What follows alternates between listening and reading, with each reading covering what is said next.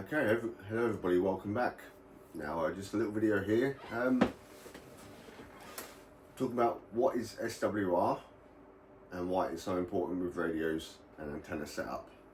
So, short video here, but maybe able to help the new person out in getting your antenna set up and tuned correctly, so it doesn't damage your radios.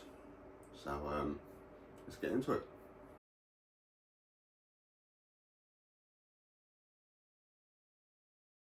Okay, so what is SWR? Well, SWR stands for Standing Wave Ratio, and it's basically to do with your antenna and how well it's tuned for the frequency or the band that you're transmitting on. SWR isn't important for receiving, it's only for transmitting. And you see, like if you buy any antenna basically, you can adjust the length of it in and out, especially the CB silver rods. You undo a clip and you slide it in or out to adjust it, to tune it. And that essentially adjusts your SWR. And essentially all tuning is your antenna being the correct length for the band that you're on. As the frequency gets higher, theoretically your antenna can get smaller, and that's why you see like CB antennas about 5.5 meters long for 27 megahertz. And if you're on 40 meter band, which is 7 megahertz, your antenna is even bigger. I've got an antenna outside for the 40 meter band, and that's 20 meters wide. It's not a vertical antenna, it's a horizontal, but it's 20 meters wide. So that's why most people run horizontal antennas for the lower frequency bands, because obviously you can't have 20 meter high vertical, but yeah, that's essentially all it is really. Now your radio operates on a 50 ohm impedance. That is what your radio runs at. That's what every radio runs at. And your coax is 50 ohm impedance as well. This is why you can't use basic wire or anything like that to run from your radio to your antenna. It has to be a coax of a 50 ohm impedance. Now I know some people have used TV coax, TV aerial coax, which is 75 ohms. You can do that in a pinch, but it's not really recommended. In an emergency situation, yeah, 75 ohm TV coax, whatever, but realistically you want to be running the correct impedance coax to what for what your radio expects to see, 50 ohm. And the same goes with your antenna. If your antenna is poorly tuned, i.e. being the incorrect incorrect length for the frequency, you're not getting a true 50 ohm load. Impedance, I should say. And then if the further off of 50 ohms your impedance is, the worse it is for your radio basically. If you've got a high SWR, all that means is essentially when you transmit on your radio, the signal comes out the back of your radio, down your coax, up to your antenna. The higher the SWR means the more power is getting reflected back. It's not all going out the antenna as signals. Some of it is coming back down your antenna, down your coax, into your radio, and that's how it damages it basically. The better your SWR is, the more matched one-to-one. You have perfect SWR, so you have very little or no signal coming back to your radio. Now I did that like that because realistically there's no such thing as a perfect match, not 100% perfect. But radios are quite resilient. They're built to be able to handle a little bit of SWR, a little bit of power coming back. How much that is, well, you don't really want to try it out, but newer radios are a little bit more resilient to higher SWR than what the older radios are, simply because newer radios have features built in to stop you transmitting. If your SWR is too high or it detects a problem, it won't allow you to transmit. My CB radio does here.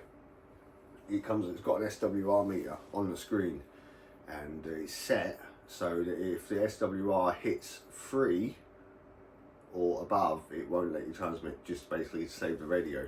Whereas my old Kenwood here, that hasn't got features like that. This is 1980s, early 1980s radio. It doesn't have features like that. So if I have an antenna problem or my SWR is very, very high, I key up that radio, I'm going to blow the radio up, basically. So yeah, that's all SWR really is the amount of signal that's being reflected back to your radio. You can get devices, an SWR meter, you can get these little ones, about £15. They're basic, they're simple, but they work. That's all you really need. You don't need anything massive or expensive. And all an SWR meter does is measure the amount of power coming back. So ideal situation for SWR is a perfect 1-to-1 match, or 1.1 to 1 ratio, and that's basically perfect SWR.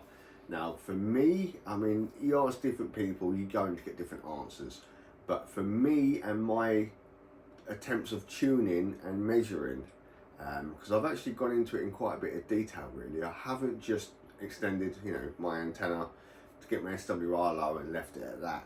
I've actually gone out and measured the antenna, and because as I said, your length of your antenna is dependent on the frequency you're transmitting on, so the wavelength of that band, So I've been out and actually measured it and compared it to the wavelength. Because if you get a quarter wave antenna, the length of that antenna is quarter of the length of the wavelength that you're transmitting on, if you know what I mean. So to me, and what I've discovered, anything below a 1.5 SWR, a 1.5 to 1 ratio, is typically fine. With my CB here, it does the 11 meter band, which is CB, but it also does the 10 meter band, which is classed as ham band, the licensed side of it, which is 28 megahertz. My antenna is tuned for 11 meters CB. So when I do operate this radio on 10 meter band, 28 megahertz, my SWR is a little bit higher, because again, my antenna is tuned for 27 megahertz, not 28. So as I'm going up in frequency, my antenna is technically then too long for 28 megahertz. But because it's such a small difference, 27 to 28 megahertz, I can still operate the 28 megahertz 10 meter band without adjusting my antenna. I get about a 1.4 to a 1.5 SWR, which is, to me, that's fine. Typically speaking, if you have anything under 1.5 to 1, you're fine. Your antenna doesn't really need tuning. I mean, you could go out and do little millimeter adjustments at a time to get your SWR even lower, but realistically speaking, anything under 1.5 to 1 is really, really good, and that's fine. So yeah, I operate mine on a 10 meter band at 1.5 SWR without a problem, no problem whatsoever.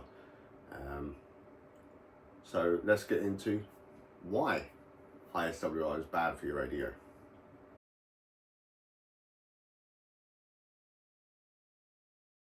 Okay, why it's bad for your radio? Well, as I mentioned, some of the signal comes back down from the antenna, back down the coax and into your radio. Now, like I say, your radio is kind of built and designed to be able to handle a certain amount, and basically how that happens is when you key up your microphone and you talk, your radio produces a very, very small signal. I mean, micro watts, like 0.001 watts of power. This signal is that your radio produces of your voice. And then it gets amplified in the finals. People call it the finals. On your radio, in the back there's little transistors like this. They look like this. This is kind of today's version. You'll have 2 or 3 of these in the back of your radio, and when your radio produces that little signal of your voice, it gets sent to these and amplified to the correct power. So if you're on a 4 watt, you know, UK legal CB radio, this little transistor will take your little tiny signal of your voice and your modulation, and it will change that, turn it up to 4 watts basically. That's your power transistor. That's your finals, as they call it. And then after it's been amplified by this, it will go out your coax and up to your antenna. Now if your SWR is higher, when that signal comes back, it's going into this. It's going into it the reverse way that it's meant to. It gets these warm. It gets your output transistors or your finals hot. The higher your SWR, the more of a beating these take, basically, and the hotter they get.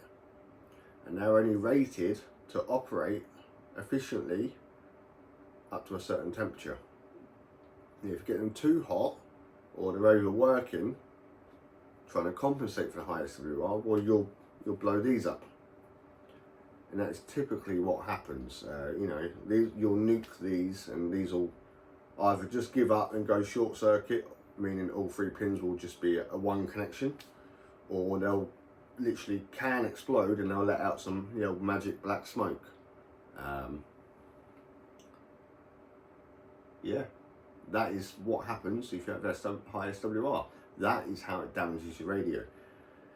If you're very lucky, all it damages is that. It can damage a lot more. It can damage a heck of a lot more. It can, you know, damage capacitors, resistors, and what have you.